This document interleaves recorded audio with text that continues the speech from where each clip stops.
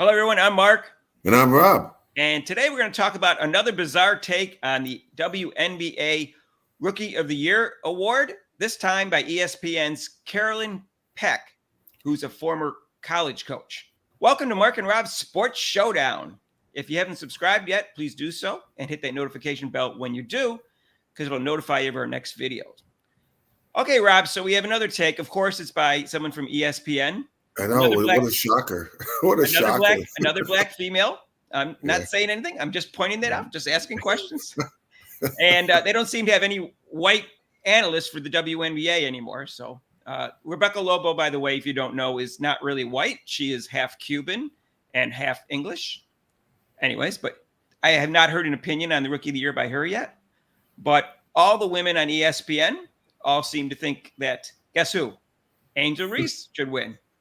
Okay, not reading anything into it at all, not so ever. But actually, one YouTuber says it has nothing to do with, a conspiracy against Caitlin Clark, but that all these women played either played forwards or emphasized forwards or think forwards are more important in the WNBA, which it is, because no point guard has ever won the MVP award, by the way. Oh, this is different than Rookie of the Year in WNBA history. No pure point guard has ever won it.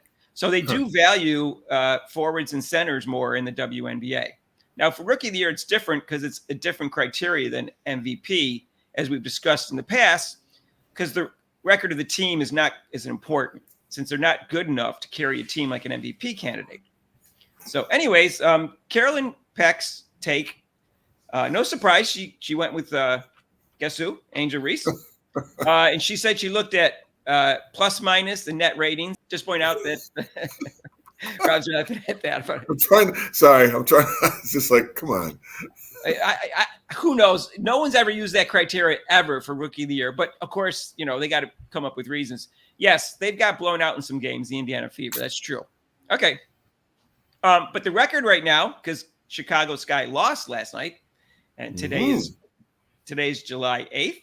So right now, by 0.08 of a percentage point, Indiana Fever have a better record, which means Monica McNutt needs to come on the air today and let us know that she's going to vote for Caitlin Clark for Rookie of the Year because they have a better record today.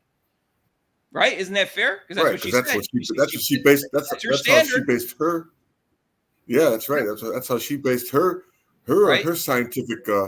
She went with her scientific analysis of how analysis. And so did Carolyn Peck. She said she looked at the record. So Chicago lost yesterday, so she's got to change her mind, I guess, today. I'm not even sure. But Rob, this was her argument. She said that Angel Reese is doing all the dirty work. Right. Okay. She's not sexy to say that, but she's doing all the dirty work, and she's, all the rebounds underneath the basket and stuff like that.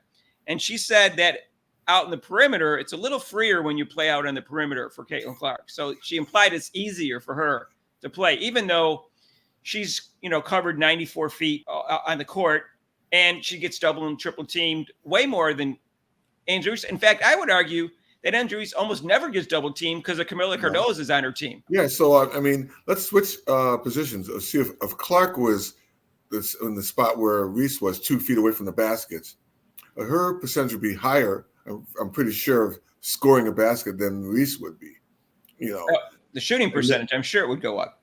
Yeah, but for Peck to say that it's easier to be outside, it's not that workman's type deal. When Clark's been double teamed from out the gate, and pressured 94 feet from the basket, how can you say that it's easier, or it's not a workman's job, or like she isn't? I mean, it's totally ludicrous, And people get double teamed all the time out on the perimeter. Ask Steph Curry, how hard he has to work to get open sometimes, especially when, Klay Thompson is injured or something like that. Everything's on him. So Klay Thompson's gone. I know that, but like last year. Plus Clark has the ball in her hands. I don't think Reese would be able to. I don't know how many assists Reese would get if she was bringing the ball up the court. She probably gets the ball stolen from her almost every time because she dribbles too high. Well, dribbling the ball is work. Yeah, so it is. Instigating the fast break is work.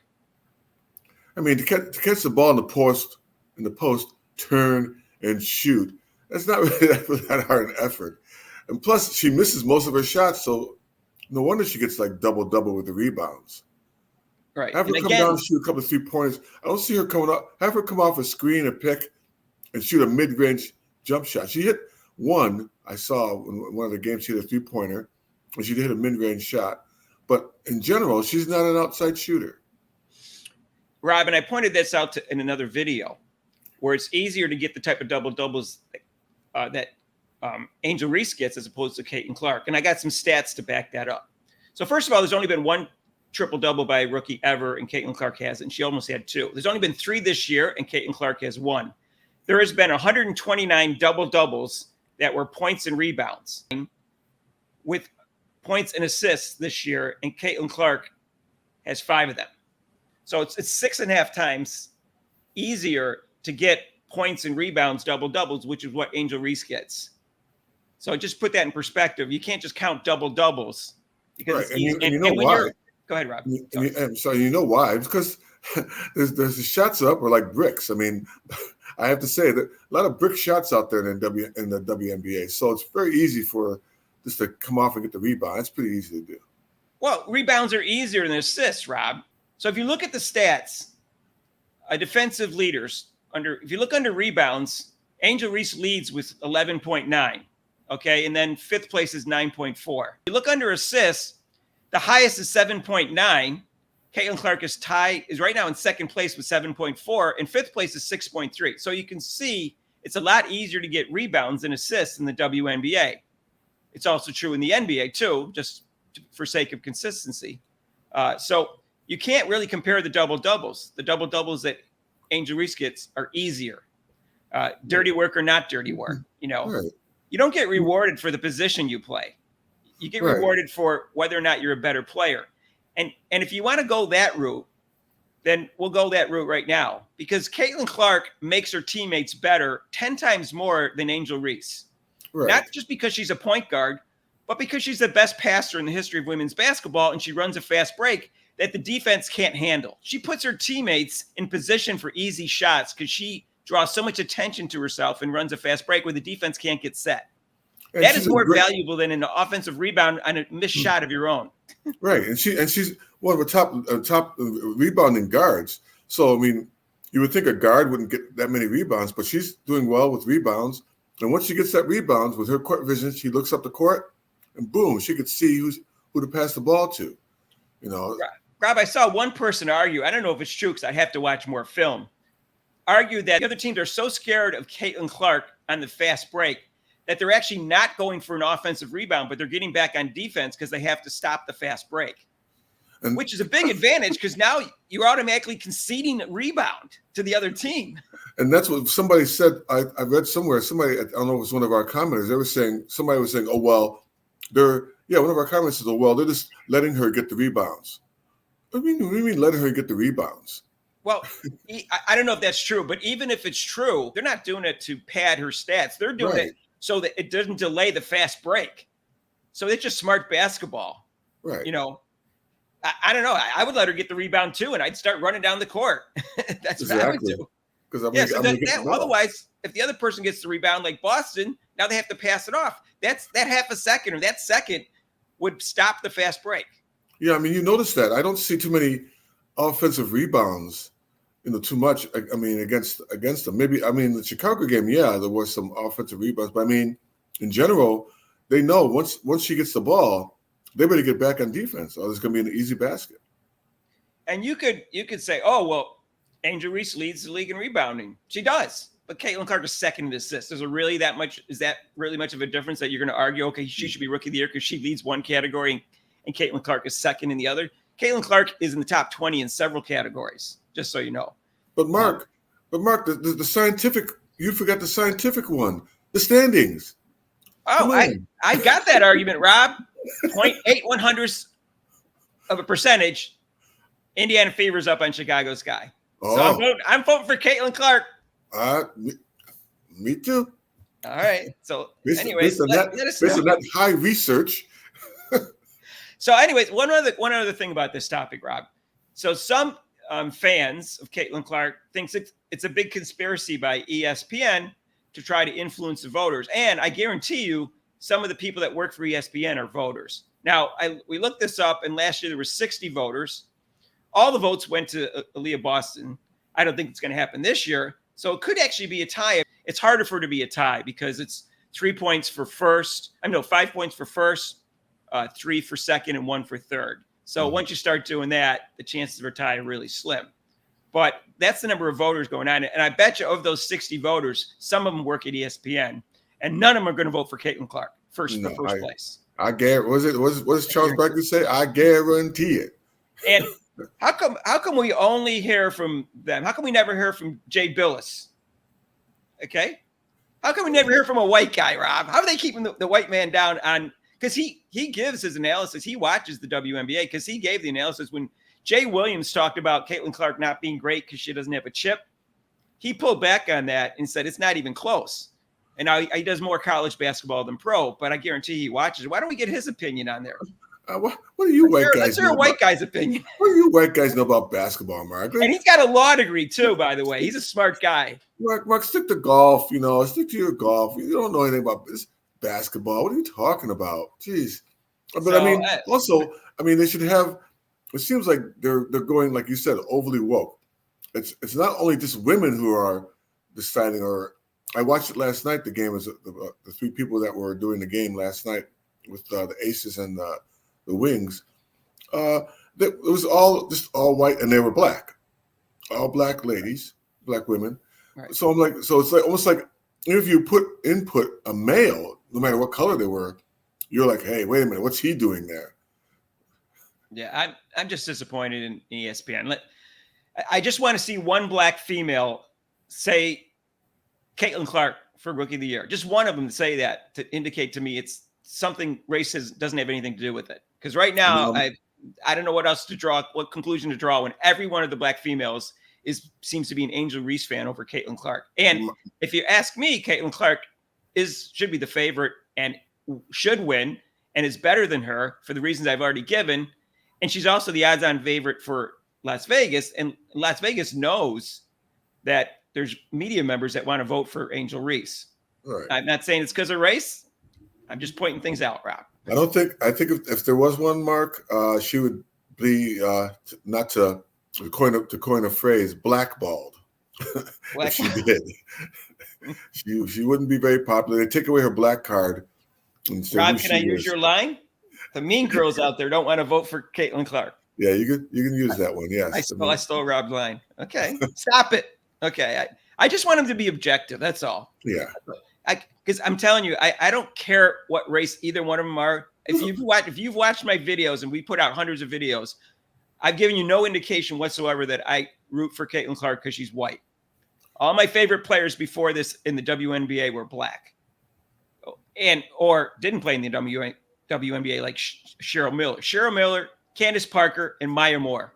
Mm. Those are my 3 favorite players before this. Okay, so no indication. I just like the way she plays, Caitlin Clark. And the reason why you like them is because they were great ball players, and they just happened to be black. So they were actually, compared to other players, more exciting because of their athletic skill. Yes, they were. Yeah, and they had all around games. They all had all around games. Mm-hmm. And I actually like Cheryl Swoops too. I don't like her anymore as a person, but I actually liked her as a player. She probably was my 4th favorite. Yeah, and she plays defense, so Rob likes her. She's 3-time defensive player of the year. Yeah, I'm really disappointed with her. Really, my top 5, the first 4 are black up until Caitlin Clark. So I'm telling you, race has nothing to do with it. Yeah, for me, I'm not convinced of that of the ESPN. But like we said before in one of our videos, the media is just so biased. Why are you so biased against her? What are you? And you're afraid to. You're like you said. They're afraid to say that Caitlin Clark should be the Rookie of the Year. That would be like, how dare you? Oh, you're a racist. How would you? You just don't. What about Angel Reese? What about Angel Reese is having a great season. She's having a great season. We pointed that out before. But Caitlin Clark's better. So it's better. It's easy. I part of it is race, and part of it is because Caitlin Clark gets way too much publicity. But that's related to the fact having to do with her race, because a white woman's getting way too much publicity in a black sport. But I think that's part of it. She makes way too much money compared to everyone else, and it's all jealousy and being envious of her.